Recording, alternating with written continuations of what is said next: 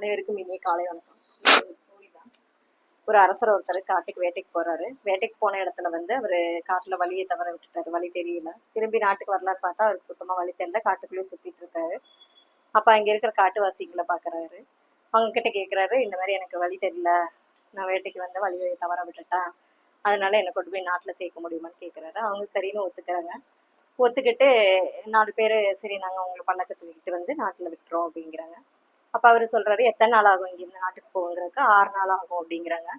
6 நாள் ஆகுங்கல அவர் என்ன நினைக்கிறாரு அரசர், இல்ல 6 நாள்ல முடியாது, என்னால சீக்கிரம் போகணும் நாட்டுக்கு, சீக்கிரம் கொண்டு போக முடியுமாங்கவும் சரி அப்படின்னு ஒத்துக்கிறாங்க.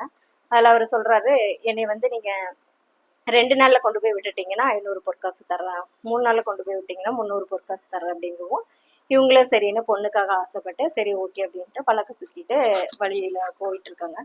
போயிட்டு இருக்கும்போது சரி வேகமா போகணுமே அப்படிங்கிற அவசரத்துல காட்டுக்குள்ளேயே சுத்தி சுத்தி வர்றாங்க. அவங்களுக்கு வழி தெரியல.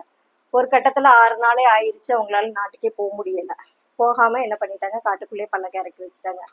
அப்ப அரசர் கேட்கிறாரு கோவப்பட்டு, எதனால உங்களால போக முடியல அப்படிங்கல. அவங்க என்ன சொல்றாங்கன்னா, நாங்க வந்து உங்களை சீக்கிரமா கொண்டு போய் சேர்க்கணும் நாட்டுக்கு அப்படிங்கிற வேகத்திலே இருந்தமே ஒழிய வழியை தவற விட்டுட்டோம், அதனால எங்களால நாட்டுக்கு உங்களுக்கு கொண்டு போய் சேர்க்க முடியல அப்படிங்கிறாங்க.